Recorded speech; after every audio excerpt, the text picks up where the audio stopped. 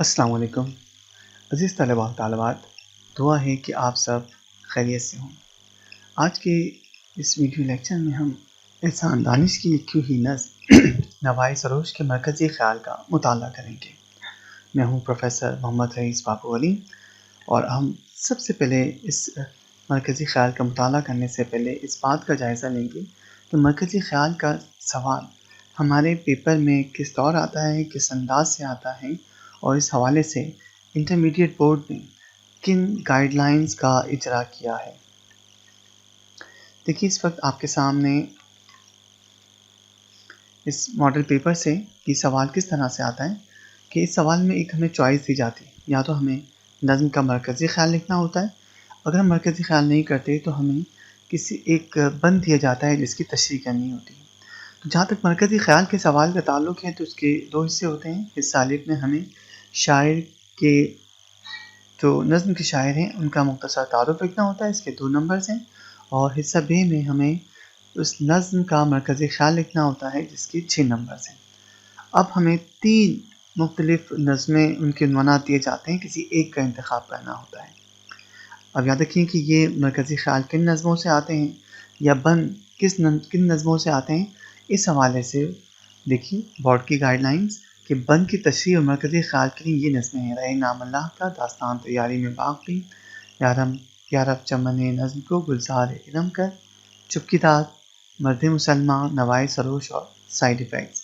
تو اگر آپ مرکزی خیال اگر آپ نہیں کرتے تو پھر اس کے ساتھ ایک بند دیا ہوا ہوتا ہے جس کی آپ کو تشریح کرنی ہوتی ہے۔ اس کے بھی حصہ الف میں پہلے آپ نے شاعر اور نظم کا نام لکھنا ہوتا ہے، جس شاعر کا وہ بند ہوتا ہے، جس نظم سے وہ بند دیا گیا ہوتا ہے، اور حصہ ب میں اس بند کی آپ کو تشریح کرنی ہوتی ہے۔ تو بہتر یہ ہوتا ہے، وہ زیادہ آسان ہے کہ مرکزی خیال کا اگر آپ سوال اٹیمپٹ کرتے ہیں تو یہ زیادہ بہتر ہوتا ہے۔ تو دیکھیے، ہم آج کی اس نظم کی طرف کرتے ہیں، نوائے سروش۔ اصل میں نوا استعمال کرتے ہیں ہم پکار، صدا، آواز کے معنی میں، اور سروش کا مقصد ہوتا ہے غیبی آواز۔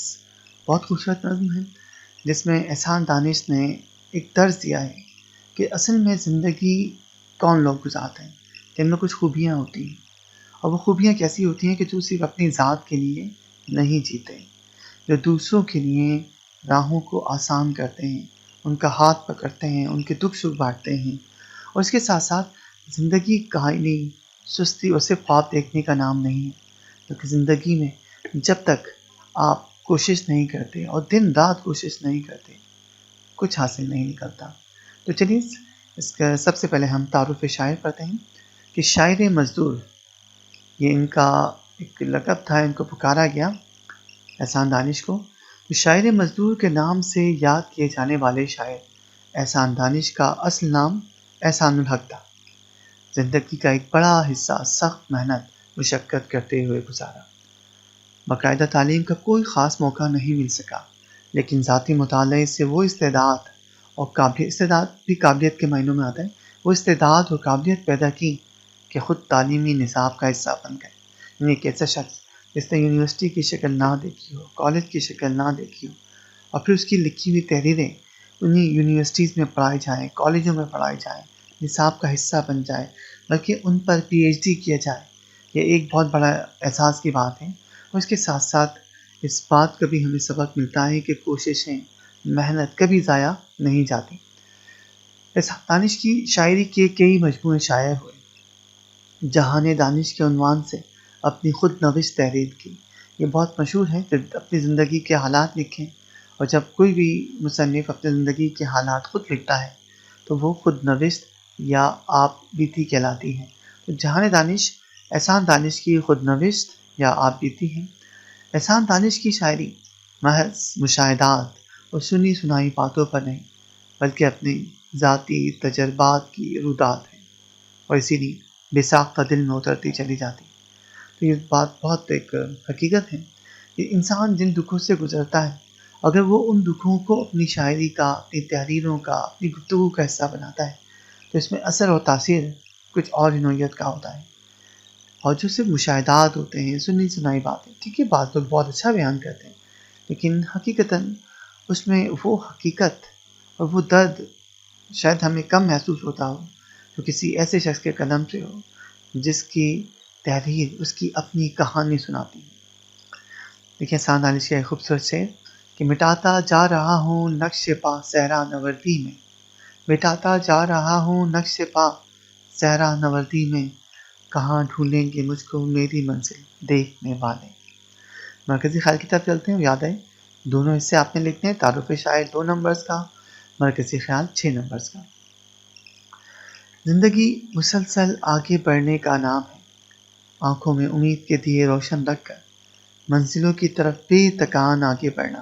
بے تکان، بے تھکے، یعنی بالکل تھکے ہوئے آپ نہ ہوں، تھکن محسوس نہ کریں، بے تکان آگے بڑھنا اور مشکلات و مصائب سے بہادری سے نبرد آزما ہونا ہی کامیابی کی اصل بنیاد ہے۔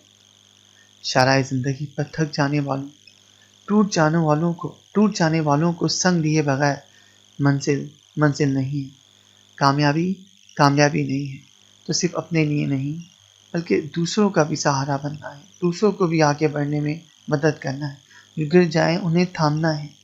صرف اپنے دامن کو کانٹوں سے محفوظ نہیں رکھنا، سب کے لیے راستوں کو کانٹوں سے پاک کرنا ہے، سب کے لیے راستہ ہموار کرنا ہے، کسی کو سہارا دینا ہے، کسی کا سہارا بننا ہے، کسی کو منزل کی راہ دکھانی ہے، کسی کا ہاتھ تھامنا ہے۔ شرف انسانیت یہی ہے۔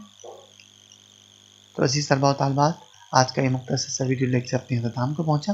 امید ہے کہ آپ کو اس نظم نوائے سروش کے مرکزی خیال کی تیاری میں مدد ملی ہوگی۔ اگلے ویڈیو لیکچر کے لیے اجازت دیجیے، دعا میں یاد رکھیے گا۔